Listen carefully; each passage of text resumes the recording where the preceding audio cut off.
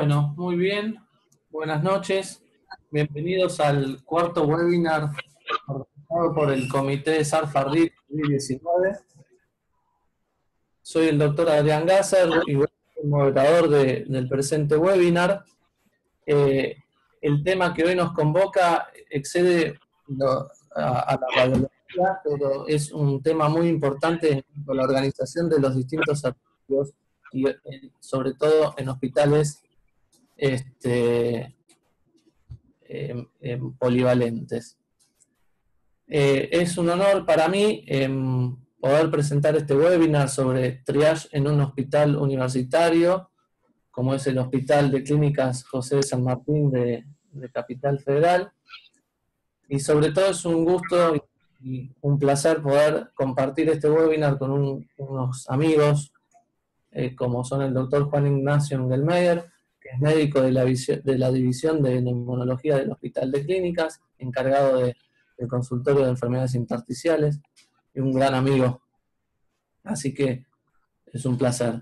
Y también nos va a acompañar y nos va a dar la presentación la doctora Patricia Bujasic, que es jefa de endoscopía respiratoria del Hospital de Clínicas y actualmente es la doctora a cargo de la coordinación del triage del hospital, así que es la persona más idónea para explicarnos cómo hicieron y cómo se organizaron.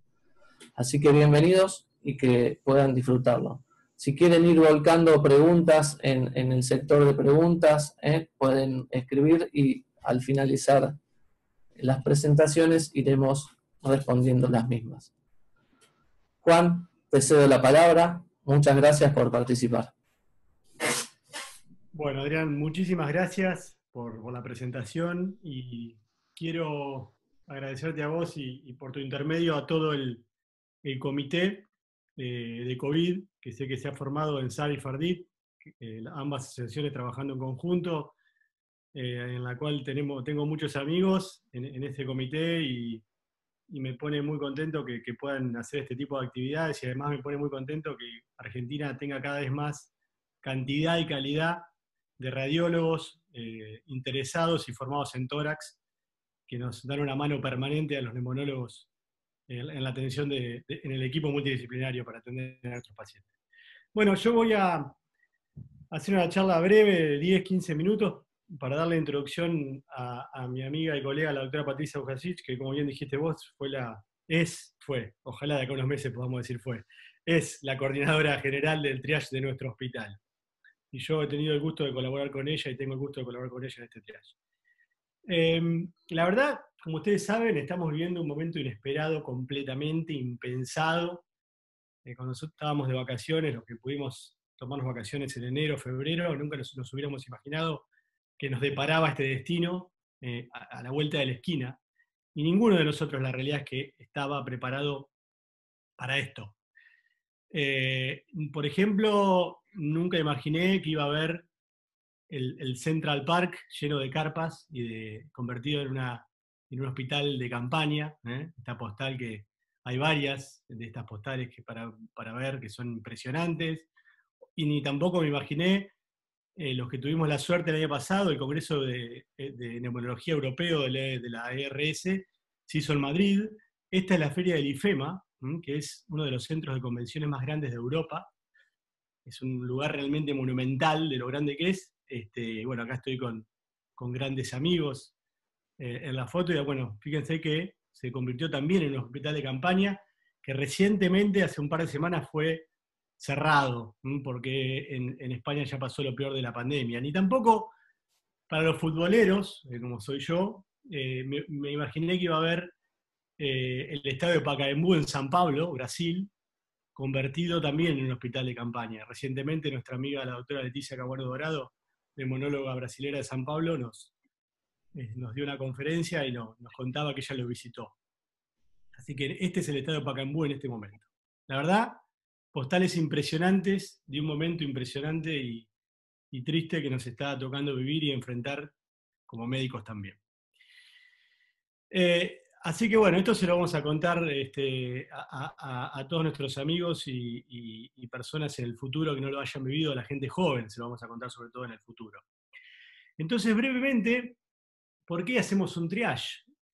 Como decía Adrián, sobre todo en todo centro de salud es fundamental. Cuanto más grande es el centro de salud, más polivalente es, más importante se vuelve el triage. Esta es la foto del primer día del triage del Hospital de Clínicas a mediados de marzo, donde estamos acá con un colega en el primer día inaugurando el triage a la mañana. Entonces veamos brevemente un poquitito por qué y para qué, y si es ético, para que luego la doctora Bujasic nos cuente cómo hemos organizado el triage en nuestro hospital. Este es el Hospital de Clínicas José de San Martín, es el hospital universitario más grande de Buenos Aires y seguramente de Argentina, conocido por todos ustedes. Yo tuve la suerte de ser alumno del hospital y después también de ser residente del hospital y ahora ser médico del hospital. Estas son cifras generales porque es muy variable, pero es un hospital en donde ingresan más de 10.000 personas al día, hay 50 especialidades, 17 pisos, son 17 manzanas una arriba de la otra, 130.000 metros cuadrados, 350.000 consultas externas, 40 aulas en las que cursan 1.500 alumnos por año, 30 cátedras de ciencias médicas y 5 de farmacia y bioquímica, residencia de posgrados de 36 especialidades, 390 residentes en el hospital de clínicas. Entonces, como se imaginarán, es una ciudad. El hospital de clínicas es en el día a día, fuera de la pandemia, una ciudad. Y, por supuesto que si no se organiza un poquito el ingreso en época de pandemia, ustedes se pueden imaginar que la organización y la gestión de los recursos en época de crisis se vuelve imposible. Entonces, el triage se puede dar a distintos niveles, tanto para el ingreso al hospital, que es el triage en el cual nos hemos centrado y del cual va a hablar Patricia, o cuando en otras latitudes, por ejemplo, se ha tenido que dar el triage al ingreso a sala general o de pase a UTI, cuando no tenés respiradores. Son distintos niveles en donde uno puede seleccionar y orientar los recursos. Entonces, básicamente uno va a hacer un triage cuando hay un desbalance entre oferta y demanda. Mientras uno tiene una demanda que no puede satisfacer, porque no tiene una oferta suficiente de camas de terapia intensiva, por ejemplo, de cantidad de respiradores, de cantidad de personal, de kinesiólogos, de equipos de protección personal, porque son todos recursos humanos o recursos de equipamiento, que uno en época de pandemia puede no dar abasto. Entonces, en el mientras tanto, mientras uno mejora esta oferta, uno implementa una serie de medidas, como puede ser la propia implementación de la cuarentena para disminuir la demanda, mientras se trabaja activamente en el desarrollo de tratamientos, o la búsqueda de nuevos tratamientos, o en el desarrollo de una vacuna, también para bajar la demanda, al haber menos enfermos, y implementa el triage, que es una forma también de regular la demanda o acondicionarla para que se acople con la oferta. Entonces, bueno, ese es el gap, ¿no? Cuando hay un gap entre oferta y demanda, como decíamos.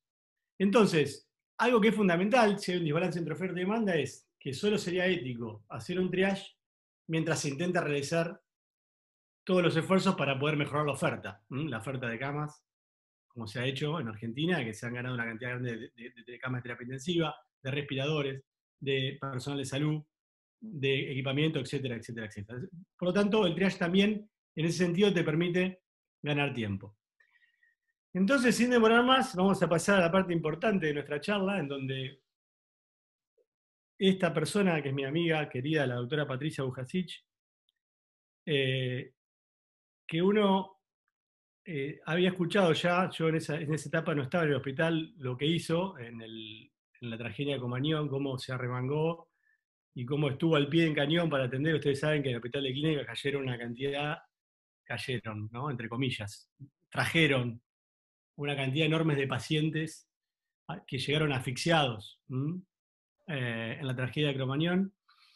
Y yo sé que a Patricia no le gusta, porque no le va a gustar que yo hable de ella, porque a Patricia no le gusta que la ponderen en público, pero verdaderamente uno conoce a las personas en épocas de crisis, y yo a Patricia la conozco hace muchos años, pero la he terminado de conocer en esta tragedia que es la pandemia de COVID-19. Y Patricia ha postergado por completo sus intereses personales y se ha puesto al frente de esta riesgosa tarea, que es la de coordinar este triage en el Hospital de Clínicas José San Martín desde mediados de marzo, y bueno, y seguimos en pleno triage.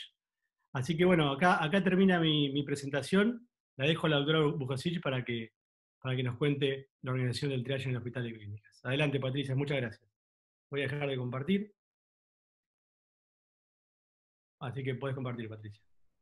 Muchas gracias, Juan. Mientras la doctora comparte la pantalla y libera su micrófono, aprovecho para recordarles que si tienen preguntas, comentarios, pueden escribirlos por la ventanita de preguntas y respuestas que al finalizado la presentación iremos contestando. Patricia, recordá que tenés el micrófono muteado. Hola, ¿se escucha? Perfecto, adelante. Perfecto, bárbaro, maravilloso entonces. Vamos a compartir, bueno, después de lo que dijo Juan, la verdad que siempre es difícil hablar, ¿no? Pero hay veces que uno prefiere hacer cosas, y bueno, la idea de la charla de hoy es compartir con ustedes lo que se nos ocurrió a mediados de marzo, con alguien que no está acá, que es la doctora Roxana Berenguer, que tuvo la idea inicial de esto, y bueno, varios junto con Juan nos acoplamos a esta idea y la pusimos en marcha. Este fue un triage diferente, es decir, triage de pacientes para optimizar recursos. Esto yo no me voy a detener, todos lo sabemos, no hablamos más que de COVID en los últimos 2 meses, y todos sabemos que lo que nos importa desde el punto de vista de la circulación hospitalaria y de nuestro trabajo diario es justamente la posibilidad de contagio tan fácil, ya que es transmitido por gotas respiratorias, pero también a través de superficies contaminadas. Y todos sabemos que el aparato respiratorio es realmente el órgano blanco. Entonces, en esta etapa, que por supuesto que estamos ya desde hace un tiempo, que es la etapa de mitigación, obviamente hay que limitar la circulación de personas, manteniendo la distancia social. Ustedes saben que el uso comunitario de barbijos y tapabocas recién se puso efectivo, yo diría, recuerdo hace unos 15 días aproximadamente, pero igual nosotros cuando empezamos con esto ya lo planteamos de entrada, y desde ya la utilización de equipos de protección para el personal de salud adecuados a cada nivel. Entonces, un poco, ¿por qué hacer un triage de entrada? Y en realidad la idea fue organizarnos. La idea fue organizarnos para optimizar los recursos que teníamos. ¿Y por qué? Y simplemente porque teníamos que organizarnos. La semana previa a la declaración de la cuarentena, la verdad que, como en todos lados, se vivían situaciones de mucho estrés, nadie sabía exactamente cuáles eran las directivas, entonces la idea fue ponernos de acuerdo entre un montón de gente y realizar un triage de entrada al hospital para optimizar este tipo de cosas. Y tomamos un poco la palabra triage sabiendo que en realidad el triage básicamente se ha hecho en situaciones de urgencia, ¿no es cierto?, para seleccionar, clasificar los pacientes, y justamente, como decía Juan hace un rato, para ese desbalance, cuando existe un desbalance entre la demanda y la oferta, hay que buscar un mecanismo que optimice las cosas, de tal manera que el triage no es otra cosa que una gestión de riesgo clínico. Y si bien el triage se ha utilizado básicamente en catástrofes y en situaciones de urgencia, bueno, ¿por qué no podíamos hacer un triage en esta situación excepcional como es la que vivimos desde hace un par de meses? Entonces, los objetivos eran identificar y aislar rápidamente los pacientes con sospecha de COVID, no dejar de atender patologías importantes, crónicas o no, y desde luego proteger al personal de salud. Nosotros no contábamos con una organización como la de los hospitales municipales, que disponen unas carpas externas, incluso por fuera del hospital, de tal manera que la gente que entra a la guardia se asume ya que no son pacientes febriles, sino que los pacientes febriles van directamente a las carpas que están por fuera. Nosotros de eso no disponíamos. Entonces había que organizar esa afluencia enorme de pacientes al hospital en parte para que no se mezclaran, en parte para identificar rápidamente y para no dejar de atender otras situaciones comunes de todos los días, pero realmente importantes. Justamente el dilema era este, ¿no es cierto? ¿Cómo hacer un triage en un hospital universitario polivalente como el nuestro? Juan dio cifras hace un rato, cifras que son muy importantes. La circulación de gente es increíble en épocas normales, todos los días en el hospital, no solamente en los sectores de consultorios externos de planta baja, sino la circulación vertical del hospital, ya que este es un hospital vertical, tiene 17 pisos con los pisos subterráneos, entonces la gente permanentemente sube, baja y está en circulación vertical permanente.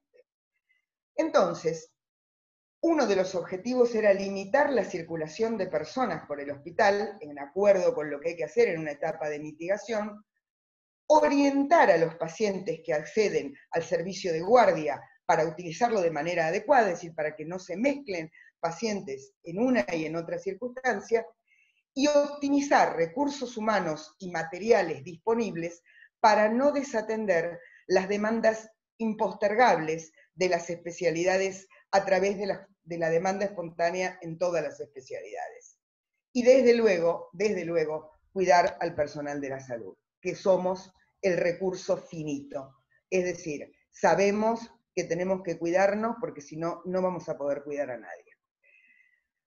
Este mapa que parece difícil, en realidad es un esquema de lo que es la planta baja de nuestro hospital.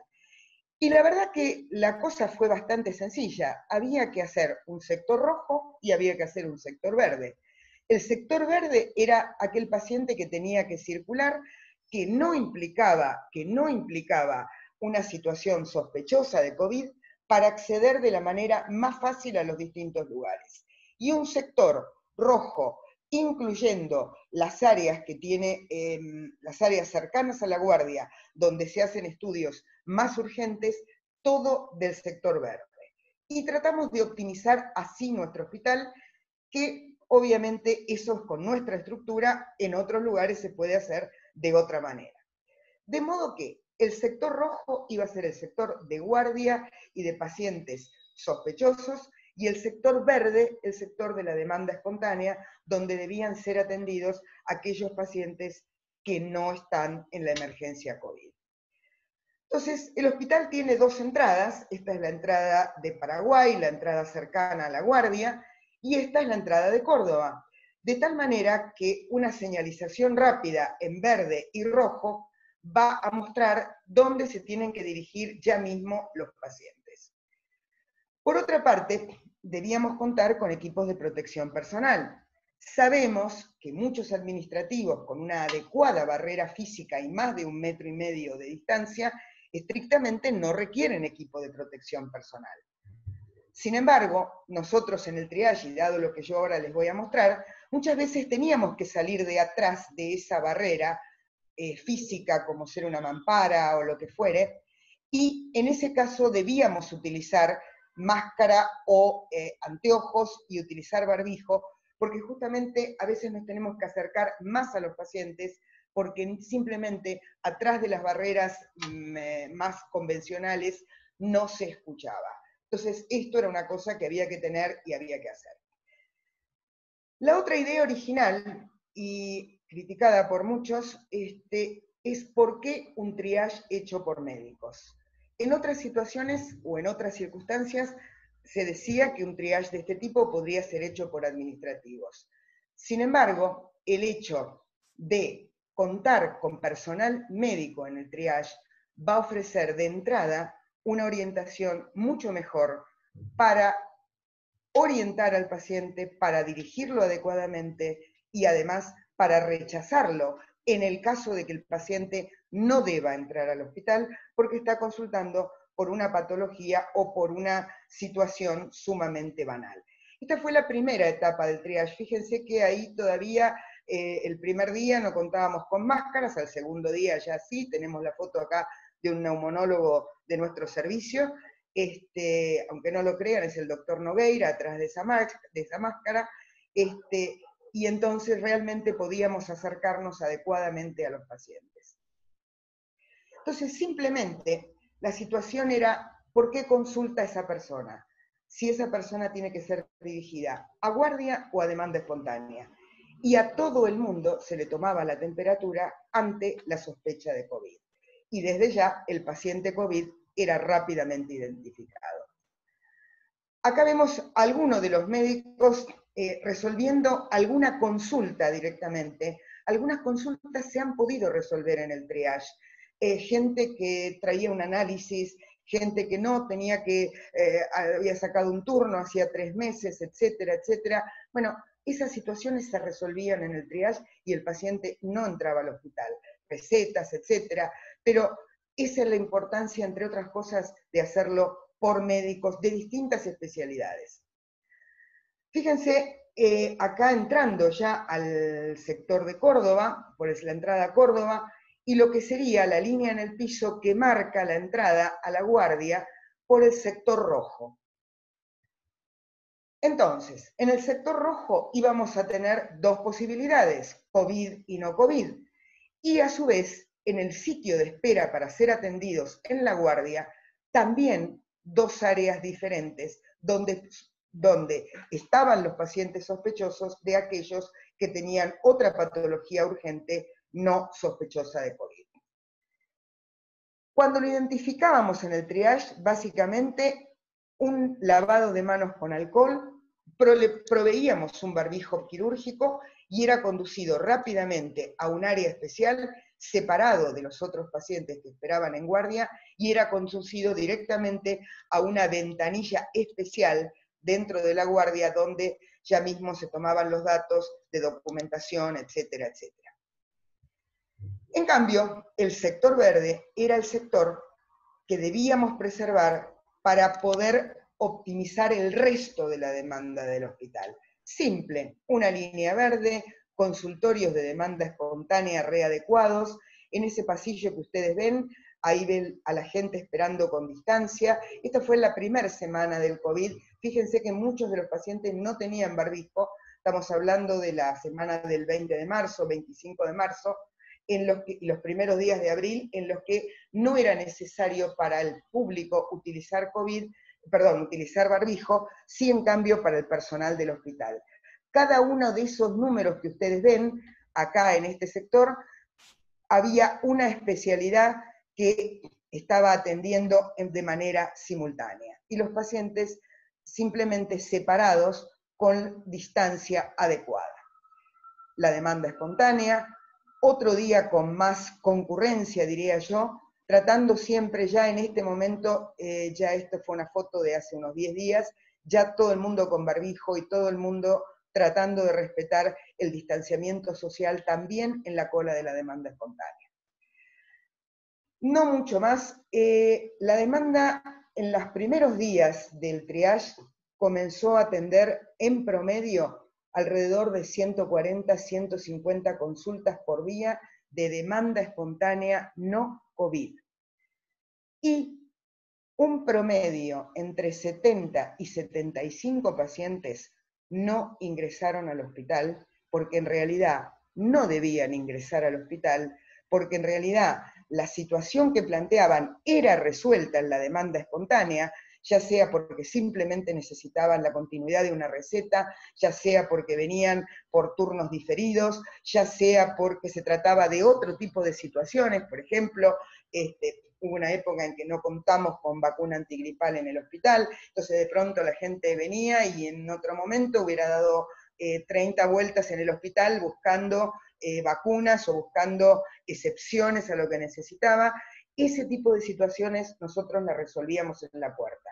Por ejemplo, recetas, por ejemplo, pequeñas consultas mínimas a veces que la gente necesita, y bueno, eso se resolvía en el triage. Y simplemente para terminar y para contarles un poquito la evolución y para que tengan una idea de cómo se fue transformando la necesidad de la gente, por ejemplo, fíjense esta primera semana, la semana del 6 al 10 de abril, que fue en realidad la tercera semana de implementación del triage, En línea de punto, la barra azul indica los pacientes que fueron rechazados en esa semana.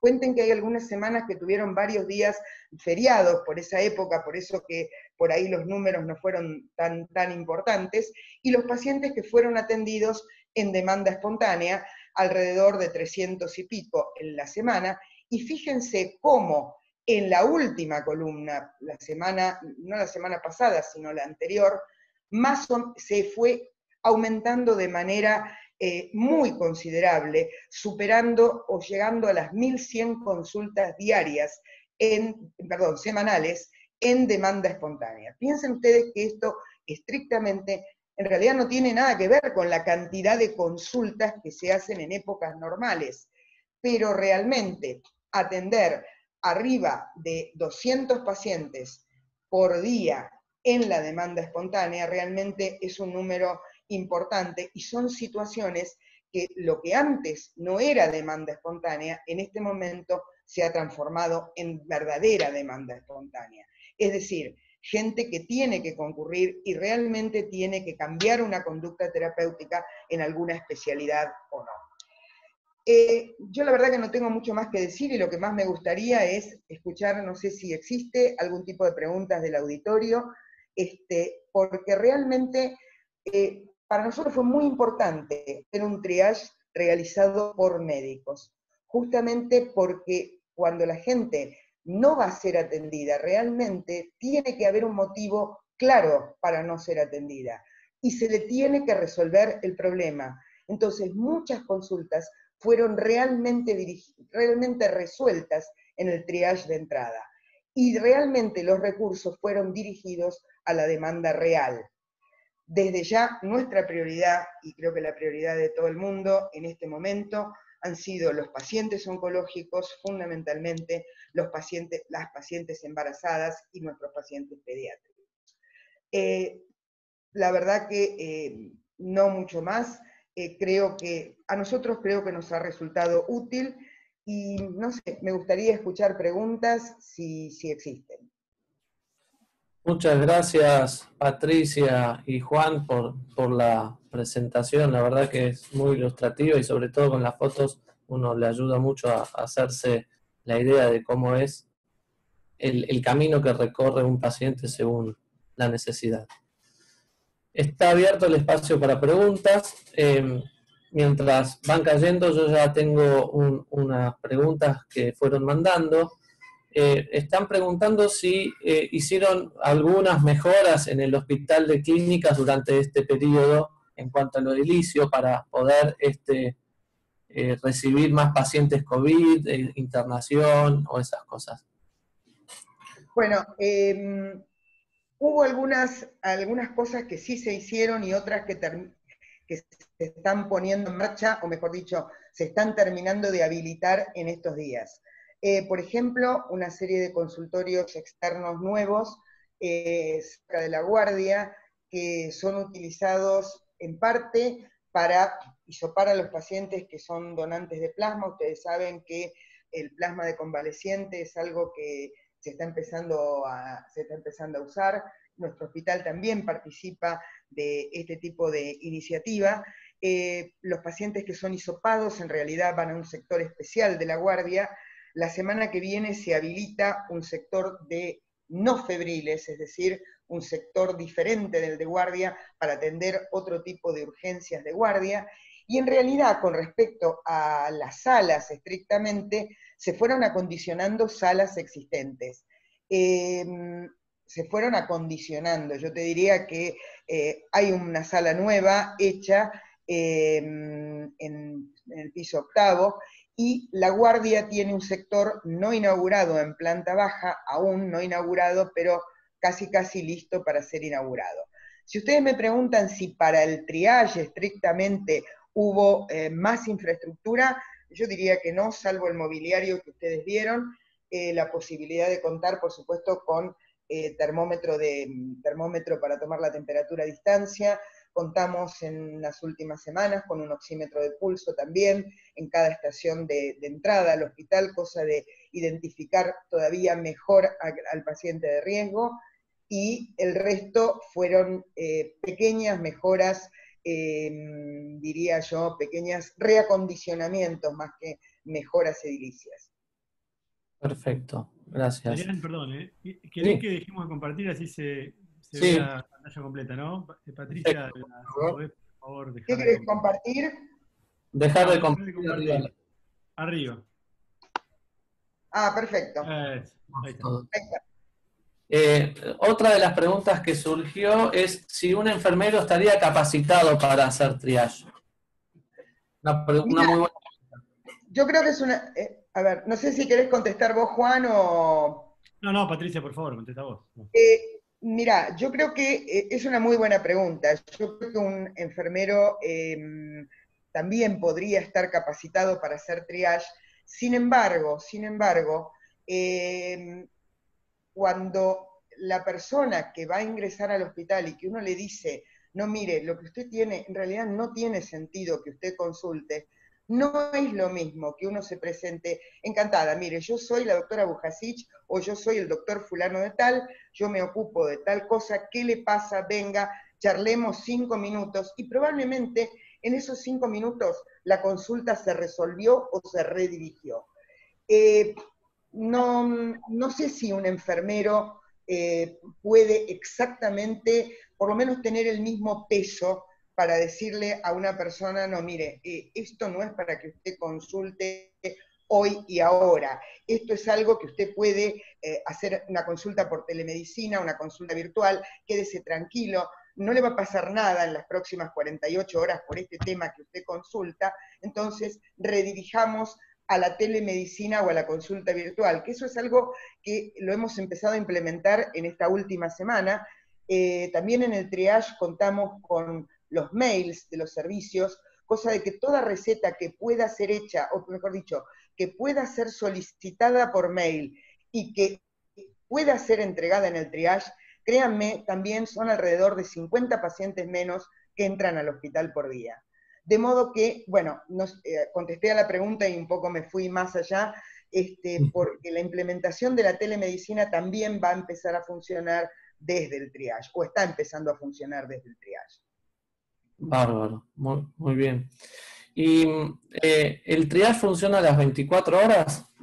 No, muy buena pregunta también. El triage funciona 7 días a la semana durante 12 horas, de 8 a 20. Después de las 20 queda el triage de guardia nada más. El triage de guardia sí está hecho por enfermeros administrativos de guardia, que también nuevamente hay un triage en la guardia estrictamente para el horario nocturno, que en líneas generales son consultas de otro tipo, son consultas de urgencia, nadie va a venir a pedir una receta ya lo saben, nadie va a pedir otro tipo de consulta en ese horario nocturno. Muy bien. ¿Y tienen algún estimativo de cuántos pacientes con test positivo para COVID ya atendieron? Mira, el otro día hubo simplemente una estadística del hospital, yo no me la acuerdo exactamente muy bien, pero calculo que alrededor de 350 pacientes se internaron con sospecha de COVID, de los cuales solamente 80 u 85 fueron COVID confirmados, o sea que ¿se acuerdan que hubo épocas en que digamos, la PCR no estaba disponible en 4 horas como lo está en este momento, de modo que de pronto uno tenía a veces hasta 48 horas, 24 o 48 horas, alguien internado con sospecha de COVID y después esa persona resultaba COVID negativo y entonces se podía ir. Es decir, alrededor de 350 pacientes ingresaron al hospital con sospecha de COVID, de los cuales solamente el número que te estoy dando es aproximado. Actualmente no todos los sospechosos quedan internados, ¿verdad? ¿O siguen internando a todos los sospechosos? Mirá, todos los sospechosos, digamos, prácticamente en realidad se internan casi muy poco. En realidad uno está internando en este momento los sospechosos con comorbilidades, digamos.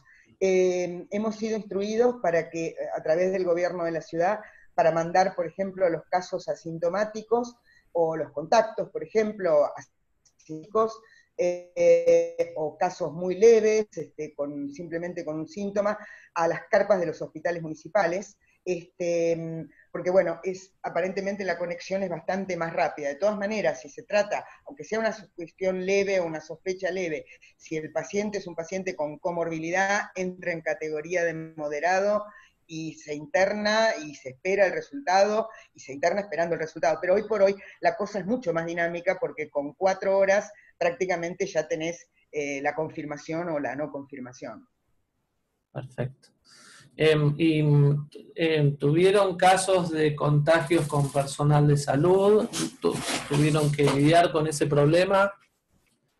Mira, hubo al principio de la pandemia, hubo un par de personas del hospital, de personal de salud, COVID positivos, contagiados. Ellos mismos pensaron que fue contacto comunitario. No se atribuyó en ese momento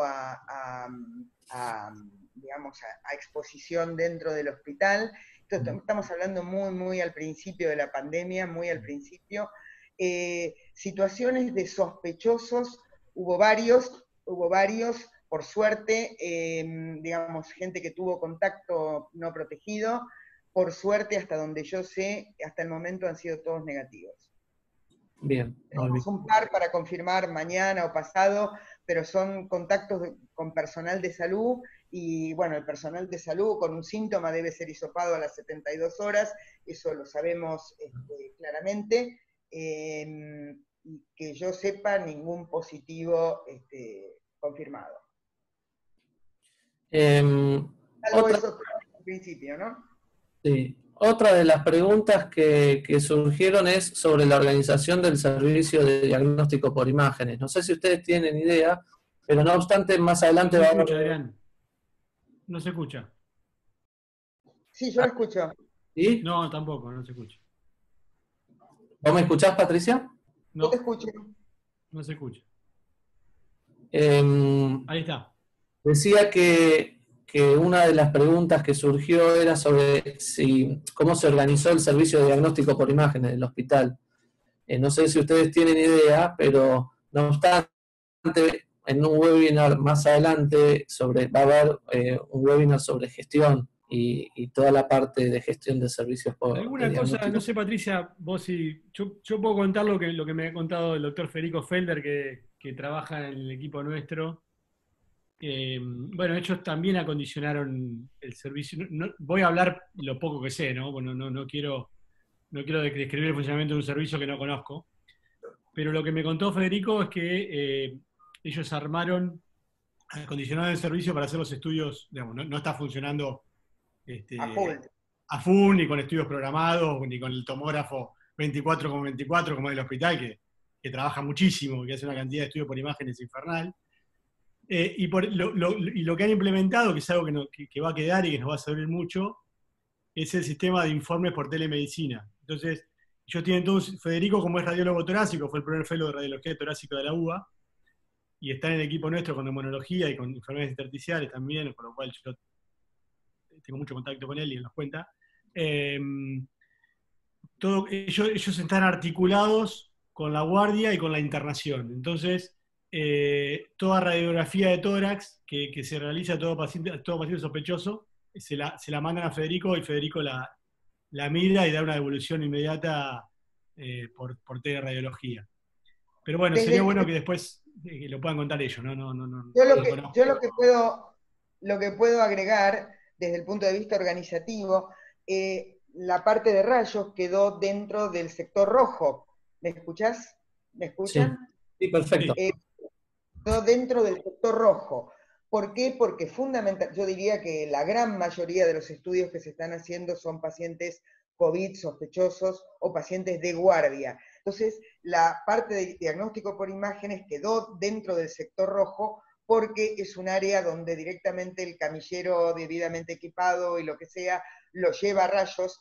El ascensor en el que se bajan los pacientes a rayos también quedó incluido dentro del sector rojo. y sé que pacientes con otro tipo de patología bajan por ascensor verde o por ascensor del sector verde. Es lo único que te puedo decir. Sé que han reacondicionado los equipos y, bueno, se trabaja con pacientes internados y de guardia. Igual en uno de los webinars ya estuvimos hablando de medidas de protección en los servicios y se va a volver a tomar el tema más adelante.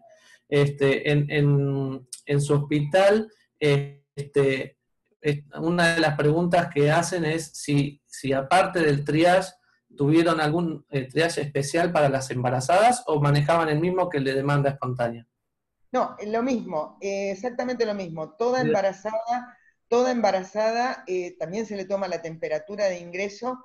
Una embarazada con fiebre va a la guardia antes de ir a la guardia de obstetricia.